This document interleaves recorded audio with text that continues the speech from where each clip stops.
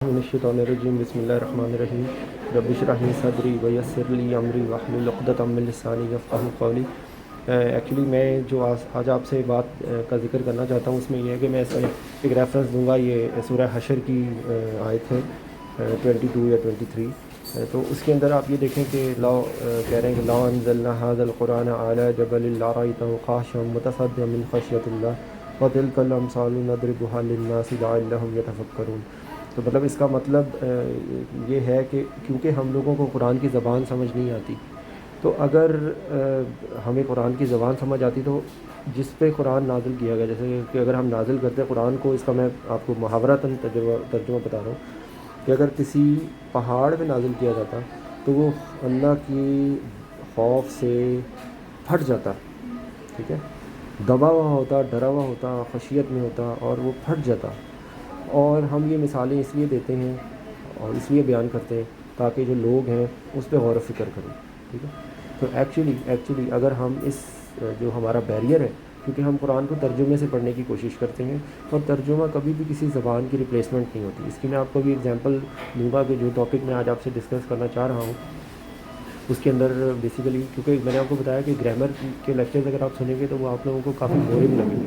تو میری جو یہ ایفرٹ ہے وہ یہ ہے کہ ہم، کیونکہ ہمارا مقصد کوئی عربی گرامر کے اسپیشلسٹ نہیں بننا ہے، ہمارا مقصد قرآن پاک کو سمجھنا ہے۔ تو اگر ہم قرآن پاک کو سمجھنے کے لیے جتنی گرامر کی ضرورت ہے اگر ہم اس کو سمجھیں تو ہمارے پر اثر ڈفرینٹ ہوگا، اور پھر یہی اثر ہوگا جیسا کہ سورہ حشر کی اس آیت میں ریفرنس دی گئی ہے، ٹھیک ہے۔ تو اس میں بیسیکلی ایک ٹاپک ہے، اس کا نام ہے لائے نفی جنس، اور اس کی ایگزامپل یہ ہے کہ بیسیکلی یہ ایسا لا ہے، کیونکہ آج کل پاکستان میں ایبسولیٹلی ناٹ کا بہت ذکر ہے عمران خان کے، تو میں اس ریفرنس سے یہ ایگزامپل کے لیے سمجھانے کی میں کوشش کروں گا کہ اگر ایک کوئی بندہ کہے کہ میں یہ کام نہیں کروں گا تو اس کے اندر وہ اسٹریس نہیں ہے، لیکن جس طریقے سے عمران خان نے کہا تھا کہ ایبسولیٹلی ناٹ، تو اس کے اندر ایک بہت زیادہ اسٹریس آیا تھا۔ تو ایکچولی جب یہ قرآن پاک کے اندر یا کہیں پر بھی عربی زبان میں جب یہ لائے نفی جنس کا ذکر آتا ہے تو وہ بیسیکلی ایک بہت اسٹرانگ اور ایک بہت پاورفل نو ہوتا ہے کہ ایبسلیوٹلی ناٹ، یہ ممکن ہی نہیں ہے، یعنی کہ جس چیز کی بھی وہ نفی کی جا رہی ہے وہ بہت اتھینٹک، مطلب بہت ہی اسٹرانگ اور بہت ہی سخت انداز میں ہے، اور وہ ایبسلیوٹ معنیوں میں ہے۔ تو یہاں پر بھی اسی طریقے سے ہے کہ میں 3-4 ایگزامپل یہاں پہ دوں گا۔ لا الہ الا اللہ، تو بیسیکلی یہ جب ہم لا الہ الا اللہ کہتے ہیں کہ اور کوئی ہے ہی نہیں، یہ نہیں ہے کہ اور کوئی معبود نہیں ہے، یہ کہیں گے اور کوئی معبود ہے ہی نہیں سوائے اللہ کے، الا اللہ، اللہ کے سوا۔ تو بیسیکلی یہ ہے لائے نفی جنس۔ اسی طرح کی اگلی ایگزامپل یہ قرآن پاک کی آیت میں ہے سورہ بقرہ کی، ذالک الکتاب لا ریب فیہ۔ تو بیسیکلی اس میں یہ کہا جاتا ہے کہ یہ جو کتاب ہے اس میں کوئی شک نہیں، لا ریب نام بھی رکھا جاتا ہے پاکستان میں، تو بیسیکلی لا ریب فیہ، لا ریب یہاں پہ بھی لائے نفی جنس کے طور پہ آ رہا ہے لا، تو لا ریب فیہ یعنی کہ اس میں کوئی شک ہے ہی نہیں، کوئی ڈاؤٹ ہے ہی نہیں، ٹھیک ہے۔ اسی طریقے سے لا اکراہ فی الدین، یہ بیسیکلی دین میں کوئی جبر ہے ہی نہیں، کوئی زبردستی کسی کو دین کی طرف مجبور کر ہی نہیں سکتا، یہ ایگزامپل ہے۔ اور اسی طریقے سے ہم اکثر اوقات یہ بولتے ہیں لا حول ولا قوت، اور ہمیں اس کا صحیح معنوں میں مطلب نہیں سمجھ آتا۔ اس کی میں کوٹ کروں گا کہ جب اذان ہو رہی ہو تو اذان کا جواب دینا ہم لوگوں پہ واجب ہے، اور بدقسمتی ہے ہم یہ بھول گئے۔ اور ایک حدیث ہے جس کا مفہوم یہ ہے کہ جب کسی کے سامنے اذان ہو اور وہ اس کا اذان کا جواب نہ دے تو اس کو مرتے وقت کلمہ نصیب نہیں ہوتا۔ یہ کہ حدیث کے اندر یہ ریفرنس ہے، میرے پاس اس وقت ریفرنس نہیں ہے لیکن یہ انشاءاللہ میں کسی وقت یہ بھی شیئر کروں گا، یہ کہ یہ حدیث کے اندر ہے۔ تو اس میں اذان کے سارے جوابوں میں جو ہم جب بول رہے ہوتے ہیں اللہ اکبر اللہ اکبر اشہد ان لا الہ الا اللہ اشہد ان محمد رسول اللہ، اس میں جملہ آتا ہے حی علی الصلاۃ حی علی الفلاح، تو اس کے اندر بیسیکلی کہا جاتا ہے کہ آؤ فلاح کی طرف، آؤ صلاح خیر کی طرف، ٹھیک ہے۔ تو اس وقت ہمیں یہ کہنے کا حکم ہے کہ لا حول ولا قوت، تو اس کا مطلب یہ ہے کہ کوئی طاقت، کوئی بھی ایبلٹی اور کسی کے پاس ہے ہی نہیں الا باللہ، جو اللہ نہ چاہے، یعنی کہ جو اللہ کے ساتھ نہ ہو۔ تو بیسیکلی لا حول ولا قوت الا باللہ کہ تمام جو طاقتیں ہیں اور تمام جو کیپیبلٹیز ہیں وہ صرف اللہ کے ساتھ ہیں۔ تو اس کا مطلب یہ جب ہم کہتے ہیں تو ہمارا مقصد یہ ہوتا ہے کہ ہم فلاح اور صلاح خیر کی طرف آ ہی نہیں سکتے جب تک اللہ ہمارے ساتھ نہ ہو۔ تو اسی وجہ سے اذان ہوتی رہتی ہے، ہم لوگ گھر بیٹھے رہتے ہیں، اور مردوں کے لیے جو ہے وہ حضرت صلی اللہ علیہ وسلم نے یہ فرمایا تھا کہ اگر میرا بس چلے تو میں جو ہے وہ جو لوگ اذان کے وقت اذان کے بعد مسجد میں نماز پڑھنے کے لیے نہیں آتے تو میں کسی کو کہوں کہ وہ نماز پڑھائے اور میں جا کے وہ ان کے گھروں کو جو ہے نا لکڑی اکٹھی کر کے ان کے گھروں کو آگ لگا دوں. اس حد تک سختی سے کہا تھا. اور آج بدقسمتی ہماری ہے کہ ہم مسجد میں جا کے نماز نہیں پڑھتے. تو بیسیکلی اگر ہمیں عربی زبان کا اثر آئے اور وہ اثر آنے کے لیے ہمیں عربی زبان کے ان الفاظ کو سمجھنا ضروری ہوگا.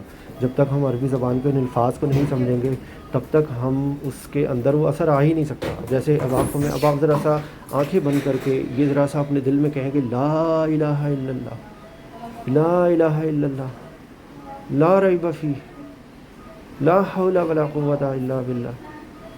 اور یہ تیسرے کلمے کے اندر بھی ہے سبحان اللہ والحمد للہ ولا الہ الا اللہ واللہ اکبر ولا حول ولا قوۃ الا باللہ العلی العظیم. کہ آگے ہم اللہ کی تعریف کر رہے ہیں کہ جو کہ بہت اعلیٰ ہے اور بہت عظیم ہے, اللہ باللہ. تو یہ میرا اس ایگزامپل میں میرا آپ کو مقصد یہ تھا کہ قرآن پاک کو ترجمے کے ذریعے نہیں سمجھا جا سکتا. اور یہی ہماری بدقسمتی ہے کہ ہمیں کبھی اتنی ہماری عمریں گزر گئی ہیں, ہمیں کسی نے یہ بات اس طرح سے اسٹریس دے کے نہیں بتائی کہ ہمیں قرآن پاک کو زبان میں سمجھنا ہے جس زبان میں وہ نازل کی ہوئی ہے. تو اور میرا خیال ہے کہ اردو زبان میں بے تحاشا الفاظ ہے. جیسے اگر میں آئی ول گو بیک ٹو دس آیت جہاں سے میں نے بات کا اسٹارٹ کیا تھا کہ اس کے اندر اگر ہم دیکھیں لاؤ کو ایک منٹ کے لیے چھوڑ دیں, نازل ہے یہ لفظ. اس کے اندر قرآن ہے جو ہم بولتے ہیں. جبل ہماری زبان میں بھی اردو میں بھی جبل کو پہاڑ کے معنی میں یوز کیا جاتا ہے. خاشین یہاں پہ ہے, ہم خشیت کے بارے میں ہم بھی اردو زبان میں بھی لکھتے ہیں. یہ متصدی مشکل ہے, یہ نہیں ہے ہماری زبان میں. مثال ہمارے زبان میں بھی بولا جاتا ہے. یتفکر ان کے اندر فکر ہے, غور و فکر ہے. تو دیکھیں اس کے اندر ہی اتنی ایک آیت کے اندر ہمیں کتنے سارے الفاظ ملے ہیں کہ جو ہماری اردو زبان میں ہیں. اور جیسے میں نے اپنی پچھلی ڈسکشن میں آپ سے شیئر کیا تھا کہ گرامر کے کچھ الفاظ جو ہیں وہ اگر ہمیں سمجھ آ جائے تو ہمارے لیے چیزوں کو سمجھنا بہت آسان ہو جائے گا. جیسے اس کے اندر یہ نون الف نا میں نے آپ کو بتایا تھا, میں آپ کو وہ دکھاتا ہوں کہ جس سے میں نے آپ کو جس ریفرنس سے میں نے آپ کو بتایا تھا. تو اس کے اندر یہ میں نے آپ کو بتایا تھا, میں ریپیٹ کر رہا ہوں جن لوگوں نے پہلے نہیں وہ ڈسکشن سنی تھی, کہ اس میں یہاں پہ میں نے وہاں آیا ہوا تھا انزلنا, ٹھیک ہے. تو نون الف نا یعنی کہ یہاں پر یہ ہے کہ ہم نے نازل کیا ہے. یہ وی اور آور کے معنی میں آ رہا ہے. اور اس کے اندر یہ ہے کہ اگر یہاں پر نون الف نا کی جگہ اگر یا ہو تو وہ میں ہوگا, یعنی کہ میں نے نازل کیا. اگر وہ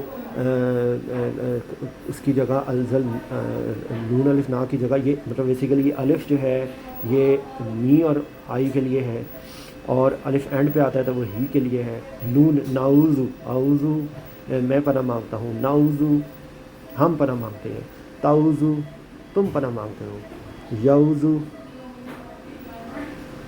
یہاں پہ یوزو وہ پناہ مانگتا ہے, ٹھیک ہے. یہ یہاں پہ یہ نظر آ رہا ہے. اور اسی طریقے سے جو اینڈ پہ آتے ہیں ننزل انزل نا کا, اگر ہم یہ بولیں کہ انزل نا کا تو یہ اگر کہیں پہ لکھا ہوا ہو تو انزل نا کا مطلب ہے کہ ہم نے نازل کیا تم پر, کیونکہ کاف از ریپرزینٹنگ یو. تو انزل نا کا اس کا مطلب ہوگا کہ ہم نے نازل کیا تم پر. اور قرآن پاک میں دیکھیں گے اس طرح کے طرز کے اندر کافی جملے آتے ہیں, ٹھیک ہے. اسی طریقے سے انزلنا ہم جو ہے یہاں پہ میں نے آپ کو دکھایا تھا کہ ہم جو ہوتا ہے وہ تھرڈ پرسن کے لیے ہوتا ہے. تھرڈ پرسن مطلب ہم جب ہی شی اٹ دے کے لیے بول رہے ہوتے ہیں تو ہم نے ان پر نازل کیا. انزلناہم اس میں ہوگا کہ ہم نے نازل کیا اور ان پر نازل کیا. انزلناکا ہم نے تم پر نازل کیا ایک کے لیے. انزلناکم بہت سارے, اگر 5-6 لوگ ہوں, 2 سے زیادہ لوگ ہوں اس کے لیے انزلناکم ہوگا. تو اس طریقے سے یہ آپ تھوڑا, یہ میں نے فائل پہلے بھی شیئر کی تھی, میں فائل دوبارہ بھی شیئر کروں گا. اگر آپ لوگوں کو کوئی بات سمجھ نہ آئے تو you are free to ask me. Thank you very much. السلام علیکم ورحمۃ اللہ. سبحانک اللہم و بحمدک اشہد ان لا الہ الا انت استغفرک و اتوب الیک.